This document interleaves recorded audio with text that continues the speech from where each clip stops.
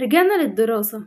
مش عارفين نظبط يومنا، مش عارفين نظبط نومنا، مش عارفين هنذاكر ازاي، مش عارفين هنرجع يبقى عندنا باور ونعمل يوم منتج ازاي. في الفيديو ده انا هقولك على شوية نصايح او هقولك على شوية نصايح تقدري ان انت تعمليها في يومك. هيبقى يومك منتج، هيبقى عندك باور، هتقدري تنجزي اي حاجة انت عايزاها، اكنك ما خدتيش اجازة خالص، اكنك لسه يعني عندك حماس قوي جدا، عندك باور كبير، عندك القدرة ان انت تعملي يوم منجز، تقدري تخلصي كل حاجة انت عايزاها في يومك. السلام عليكم ورحمة الله، ازيكم عاملين ايه؟ يا رب تكونوا بخير.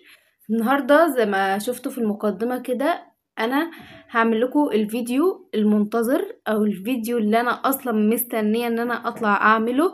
الفيديو اللي هيبقى كله نصايح، هيبقى الفيديو اللي كله تريكات، الفيديو اللي هتخرج منه بعد ما تشوفه هتعرف ان انت تظبط يومك ازاي، هتعرف ان انت تعمل يوم منجز، هتعرف ان انت تخلص كل حاجة وراك بدون تسويف، بدون اي عطلة في يومك.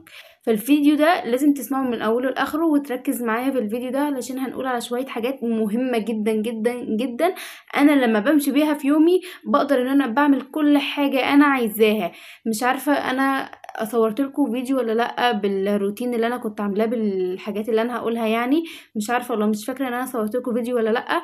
بس الحاجات اللي انا بعملها في اليوم ده او الحاجات اللي انا هقول لكم عليها دلوقتي لما بعملها في يومي بقدر ان انا انجز كل حاجة انا عايزاها، وبقدر ان انا اعمل كل حاجة نفسي اعملها في اليوم بتاع النهاردة.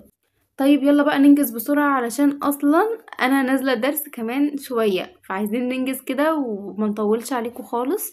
فاول حاجة هو ان انت تبدأ بداية صح في يومك. ازاي؟ انا قمت من النوم، مش لازم ان انا امسك الموبايل اسكرول ساعتين 3 كده على السرير، علشان انا بعمل الحاجات دي حرفيا. فلما بفضل اسكرول كده على السوشيال ميديا بال3 ساعات وانا نايمة على السرير، خلاص انا يومي بيضيع. لما اقعد على 3 ساعات اول اليوم على السوشيال ميديا انا كده يومي بيضيع، ما بقاش عارفة انا هعمل ايه.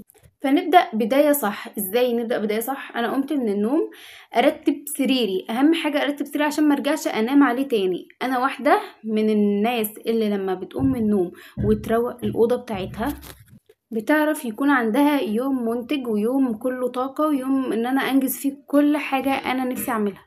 بعد كده اللي هتنقذ يومك، هتنقذ وقتك، هتنقذ دماغك، وهو التودو ليست.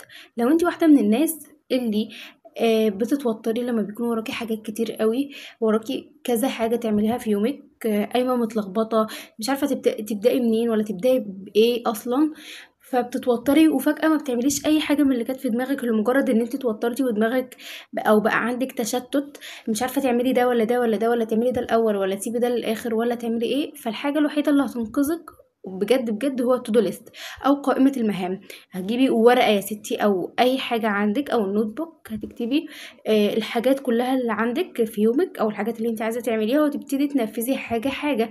مش شرط تكتبي مهام كبيرة قوي، مش شرط مثلا عشان انت عندك مذاكرة تكتبي ان انت هتذاكري المواد كلها او هتذاكري المادة الكبيرة دي في يوم واحد. لا، لو هتذاكري بس الصفحة تكتبيها في التودو ليست وانت هتعلمي عليها بعد ما تخلصيها، ده بيبقى انجاز كبير قوي، وهتفرحي جدا في الاخر لما تشوفي المهام الصغيرة اللي انت كتبتيها دي متعلم جنبها علامة صح ان انت عملتيها.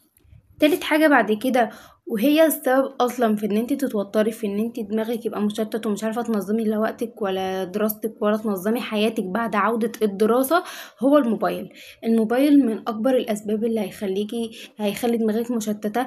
مش هتعرفي تعملي ايه في يومك، مش هتعرفي تذاكري، مش هتعرفي تنظمي يومك ولا وقتك ولا دروسك ولا مذاكرتك ولا صلاتك ولا قرآنك ولا اي حاجة. مش هتعرفي تنظمي وقتك خالص بسبب الموبايل. فلو سمحت يعني تسيبي الموبايل على جنب لو ساعتين في اليوم. لو انت بتستخدميه 4 ساعات سيبيه ساعتين واستخدميه ساعتين. يعني حاولي ان انت تخففي من استخدامه شوية، علشان هو السبب في كل اللي بيحصل. هو السبب في ان انت دماغك يبقى مشتت، هو السبب في ان انت مش عارفة تنظمي كل وقتك ومش عارفة تعملي ايه في يومك كله. بوراكي حاجات كتير وتمسكي الموبايل وتفضلي تفكري طب اعمل ده ولا ده، اعمل ده ولا ده، وفي الاخر تمسكي الموبايل تفضلي سكرول على السوشيال ميديا. طب انت استفدتي ايه؟ ما استفدتيش اي حاجة، ولا عملتي اي حاجة في يومك، ولا خليتي يومك منجز زي ما انت كنت عايزة، ولا عملتي اي حاجة. فاول حاجه كده ان احنا نسيب الموبايل على جنب شويه ونركز في حياتنا ونركز في يومنا، نشوف هنعمل ايه النهارده. لو مهام صغيره جدا، يعني مثلا ان انا ارتب اوضتي بس وعملتها وبعمل عليها علامه صح في التودو ليست، ده بتبقى شعور الفرحه رهيب بجد. انا بفرح جدا لما انا اكتب المهام بتاعتي في التودو ليست وبعدين اعلم جنبها علامه صح ان انا عملتها، ده بقى شعور خطير بجد والله العظيم. جربوا التودو ليست ده، وجربوا ان انتوا تركنوا الموبايل على جنب شويه، وان شاء الله هنعمل تحدي يوم كامل من غير موبايل هنا على القناه. ما تنسوش بقى ايه، تنزلوا تشتركوا في القناه وتفعلوا الجرس عشان لما اعمل التحدي او اعمل اي فيديو يوصلكوا بكل جديد. بس كده يكون فيديو النهارده خلص، والثلاث نصايح اللي انا قلت لكم عليهم دول نصايح ذهبيه بجد. لو مشيتوا عليها وعملتوها حياتكم هتفرق ويومكم هيفرق معاكم وهتنظموا حياتكم وكل حاجه هتبقى كويسه ان شاء الله. طبعا متنسوش اللايك والاشتراك في القناه. سلام.